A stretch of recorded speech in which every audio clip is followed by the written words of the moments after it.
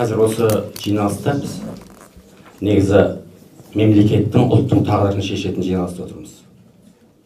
Бүкіл нәрсе маңызды, мұнай маңызды, бірақ бензинсіз өмір сүруге болады. Бидай маңызды, нан маңызды, бірақ әйтеуір аш құрсақ болсаң да өмір сүруге болады. Ал ұрпақ милау болатын болса, ұрпақ егерде білімсіз болатын болса, ұрпақ санасыз болып өсетін болса, сіздің мұнайыңызда, наныңызда, бүкіл байлығыңызда текке қалатын бір нәрсені еске алыңыздар. Сосын бір нәрсені түсіндірулеріңізді сіздерден өтінемін. Бұл жерде бір жеке бастық шаруа бар деп ойламаңыздар. Министрмен, я болмаса вице-министрмен өте жақсы танимын. Ерлан Кенжеғалиевті танимын, Эльмира қарындасым, мен өзім бұрыннан білетін өте сыйластық адамдармыз. Бірақ ана Платон мой друг истинно дороже деген сияқты бар ғой. Бұл жерде біздің қарым-қатынасымыз бұл 4-5 дәрежеде тұрған нәрсе. Мынандай жағдайда кім қарындасым Эльмира жақсылап түсініңіздер, сыйласам енді көңілдеріңізге келмесін. Қатынасқан 13 баспа, ең көбінде 100 дана жаңағы оқулық, әдістемелік құрал. Ең кемі, ең аз дайындаған 10 дана дайындаған, жалпы саны 800-ге жуық оқулық. 3 тілде, әртүрлі салада, сайттан ешқандай распечатка жасап алу, көшірме жасау, жүктеуге мүмкіндік жоқ. Тек интернетте, компьютерден ғана көресіз осыны. Бұндағы жайда сапалы сараптама жасау просто мүмкін емес. Это формальная демократия, жігіттер, қыздар, бауырларым. Енді қараңыздаршы, мен жерден біраз нәрсені бір шұқшиып қарағаныма көп болды, иә. Атамұрамен мектептен басқа бұл жерде бір нақты бір несі бар, опыты тәжірибесі қалыптасқан жерде тоны көріп отырған жоқпыз. Иә, оның үстіне бар ғой кім? Бір нәрсені қараңыздар. Бекіткен бағдарламаға сәйкес жасалған жоқ. 7-ші сыныптың оқулығы бар ғой ана. Сонда қарап отырсаңыз 13 бөлімнен тұрады. 13 бөлім 13 жаққа қарап тұр. Мемлекет тілді оқып үйренеміз, тілді тілді беру өнер дейді, екінші уақыт дейді, үшінші жерде климаттық өзгеріс, қазақ тілі әдебиетін деген нәрсе. Ежелғалар Ұлжібек жолы жақсы, спорт және денсаулық күтімі, одан ұқсатым дейтін сөз бар. Ұқсатым дейтін сөз маған қазақшасын орысшасын айтып береді. Ұқсатым дейтін сөзді мен несін тапқан жоқпын. Баламасын тапқан жоқпын. Ұқсатым дейтін сөзді Жансая, сен бір қазақ тілін бір адамда білетін жігітсің ғой. Ұқсатым деген не деген сөз? Мысалы мен білмедім осы сөз.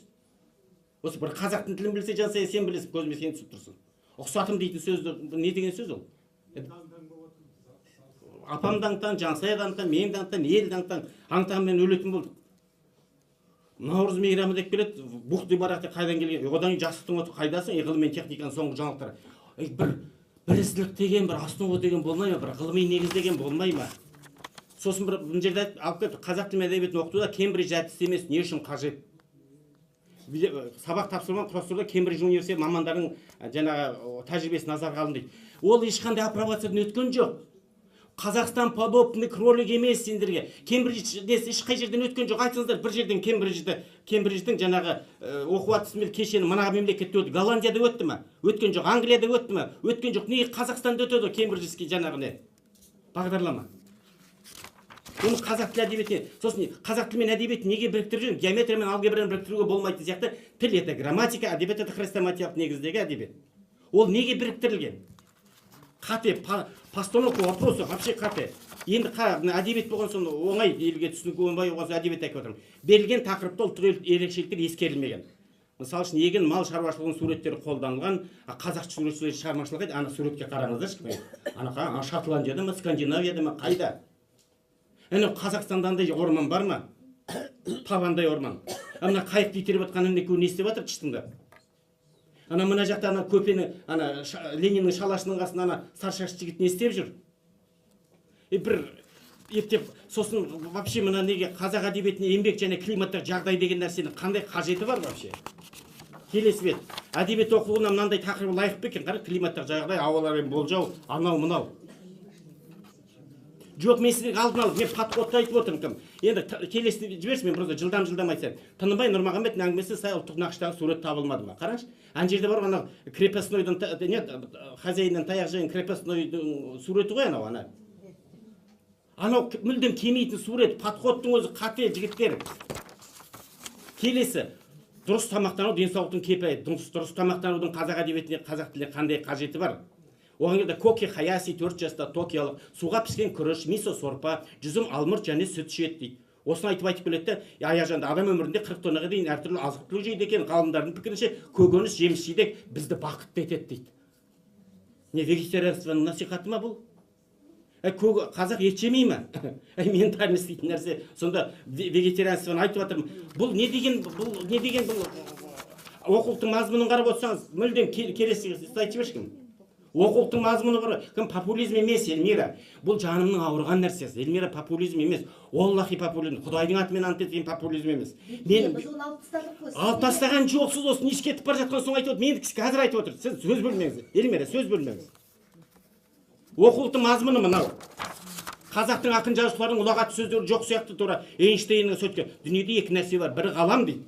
Екіншісі Эльмира, адамның ақымақтығы дейді. Эйнштейн айтты, мен айтып отқан жоқпын. Мына былай болсын, ендеше подход былай болсын. Мына қазір бар, біз салдарымен көреді. Мы боремся последствием, не причиной, а последствием боремся. На самом деле, ең консервативный болуға тиісті сала бұл білім саласы.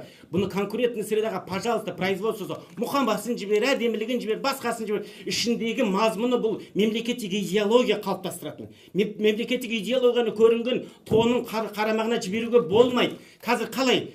Мысалы, министерство алады да тендер жариялайды. Тендерді баспалар алады. Баспалар авторлық топты құрастырады. Солай ғой. Авторлық топты құрастырады, авторлық топ оқулық жазады. Ол қайттан келеді. Олай болуға болмайды. Олай болуға болмайды. То деген это фирма. Олардың бірақ мақсаты бар. Олардың мақсаты ақша табу ғана.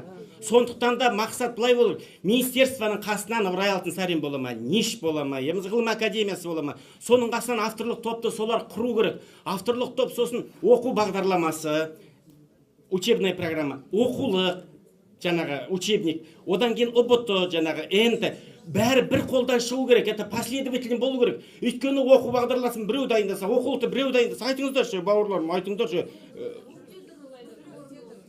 Қараңызшы енді, келетті бар, мен не деймін, қобызым не дейді, біреу бірдеңені дайындайды. Вообще пәнаралық қарым-қатынас жоқ қой мына жерде. Біз халықты бар ғой, мүгедек қылып жатырмын. Эльмира, сен популист, басқа да, мен саған ренжімеймін, сен де өзің жұмысын шығар. Мен Ерланға айтып жатқан шаруа емес, Эльмира саған айтып жатқан шаруа емес. Ол Саранжиевқа айтқан шаруа. Бұл баяғыда басталған нәрсе, сіздер түзете ме деген оймен айтып отырсаңыздар, сіздер маған блок ұстап аласыздар. Мен сіздермен күресейін, сіздерді мұқатайын деп отырған жоқпын. Сіздердің мен жауым емессіздер. Айналып келген ұрпақтың қамы ғой. Мына нәрседе мүлдем болмайды. Мына пәнді комиссия керек жоқ. Мынаның бәрі сыз тастау керек, жігіттер. Вообще қыздар қажеті жоқ мына болып жатқан нәрсе. Басынан бастап қайттан қаралу керек. Непосредственно нақты пән үшін бір адам жауап беру керек. Өткен жолы министр өкінішке орай енді сасқан шығар, айта салды, біз жауап береміз. Шын мәнінде заңды тұрғыдан жауап бермейді. Оқулықтың қателігіне келеді. Мен тендер жариялаған, пожалуйста, ана тодан сұра дейді. Енді неме жариялап жатсыздар сіздер? 13 баспа атасының басына жүр ме тендер жариялаған? Бұлар деген өздері қазір шығатына... Жоқ, тендер емес, сіз конкурентный средаға тас... Міне, жігіттер, құрметті мұғалімдер, мен айтатынды айтамын. Бұл менің сөзім емес, бұл менің сайлаушылардың тарапынан болып жатқан талап. Айтып отқан дүниелер. Қай оқулық ашсаңдар, Атамұрадан басқа, мектептен басқа, кез келген оқулық ашсаңдар, ішінде қате өріп жүр. Қате өргенде олардың да кінәсі емес. Басындағы стандарт бекітілген кездегі жүйенің қателігі. Жүйе түзетілмесе, мың жерден аяғың астындағы суды құрғатсаң да, анау тесіліп қалған трубаны жамамасаң, ол аға береді. Анау краниктің басын жабу керек. Краниктің басы министерствода тұр, краниктің басы жүйеде тұр, краниктің басы үкіметте тұр. Осы нәрсені бітеп алып барып жөндемесек, біз қазір салдарымен осы жерде отырып бар ғой, күлтөбенің басында күнде жиын жасаймыз. Мынау көз бояушылық, алдау, елдің басын жаңағы изетіп алып бар ғой, Васька слушает и доестуешь ме тұршы? Я деп қоятын өздеріңіз дегендеріңіз жасау. Бұл пәле болған нәрсе ақша. Көп ақша болды, ақшаны игеру үшін әкеп ортаға тастай сал, ортадағы аққатын алу үшін жасалып жатқан нәрсе. Бұны тоқтату керек. Егер осы ақшаны жақсылап тұрып, мығымдап бір авторлық топқа төбесінен төмен қарай алдың ғой, әрқайсысына $100,000 берсе, әкесіне таныған тамаша оқулық жасап шығаруға болады. Олай емес, бұл талан-таражға халықтың қазынасын салып, ұрпақтың санын улау дейтін нәрсе. Эльмира, саған айтып отқан жоқпын, сен жасап отқан жоқ. Ренжіме, популизм емес, шын айтамын. Маған популизм тап осы жерден 5 деген қажет жоқ. Бұл мен популизм істеп ешкімге ұнамайтынымды өзім де білемін. Бірақ жанымыз күйіп бара жатыр. Өйткені біз ұрпағымызды ақымақ, милау қылып жатырмыз. Мына дүниенің барлығы бар ғой, негізгі бақыт осылай. Қазақ тілі әдебиетінің ішіне Робинзон Крузоның, Эйнштейннің, Исаак Ньютонның 5 деген қажет. Қазтуғаным қайда, Доспамбет қайда, Абай қайда, Мұхтар қайда, Әбіш қайда, олар жоқ. басқа орына. Бұл ниеттің өзі, осындай нәрсеге допускать етудің өзі, тіпті осындай нәрсені жасауға болады деп ұсындырылып отқан нәрсенің өзінің негізі сіздерде жатқан дүние. Қазір оқып жатқан оқулықта ол Қожа Насырдың хаты сияқты. Қожа Насыр хат жазып берсе, мен аяғым ауырады дейді. Неге аяғың ауырады? Аяқтың не қатысы бар десе, мен жазуымды өзімен басқа ешкім түсінбейді, барып өзім оқып беруім керек дейді. Тура сол сияқты ешкім мына оқулықты түсінбейді. Жасап жатқаны осы уақытқа шейін бар ғой, 2017-ге шейін балалардың, ұрпақтың миын милауып келдік. Енді түзету үшін мына комиссияның жұмысы 5 тиынға қажет емес. Кешіріңіздер, әуре оқи неше бір жеті жатсыздар ғой. Міне мұғалімдердің өздеріне шындап келгенде сұраңыздар, журналистер сұрап өздеріне сұраңыздар. Әр жақтарында бұлардың да жаны ауырып бара жатыр. Ішінде қанша дегенмен жаны ауырып өмірін осы балаға ұстаздық етумен келе жатқан адамдар ғой. Жандар ауырып отыр. Шындап жекелеп сұрасаңдар, осы жүйеге елдің бәрі қарсы. Біз қазір салдармен күреспейміз. Бір елде бірақ оқулық болу керек. Авторлар тобын мемлекет нақты өзі жасақтау керек те, өзі талап ету керек. Одан ақшаны аямау керек. Ал конкурентный средаға идеологияны, первый линия обороны тұрған идеологияны конкурентный средаға тастау деген сөзіміз, мысалы үшін мемлекеттік қауіпсіздікте, қорғаныс министрлігінде, жаңағы сыртқы істер министрлігінде кейбір объектілер бар ғой, ешқандай ол государственный частный партнерствоға салмайтын. Тура сол сияқты бұл нәрсені государственный частный партнерство салуға болмайды. Бұл мемлекеттік идеология, бұл ұлттың тағдыры, ұрпақтың тағдыры. Сондықтан мына комиссияның, Эльмира, дұрыс түсініңіздер, мына комиссияның жұмысының ешқандай да қажеті де жоқ. Осы отырған отырысыз 5 дейді. Қазір аласыздар, сіздер салдарымен күресіп қой, отвлекающий маневр жасап отырсыздар, елді миын ашты. Мына нәрседен ешқандай ештеңе түзеледі деп ойламаймын. Жүйе түбінен түзелу керек. Егер осымен келіссеңіздер, мына комиссияның жұмысын тоқтатайық. Сол айтайын. Рахмет.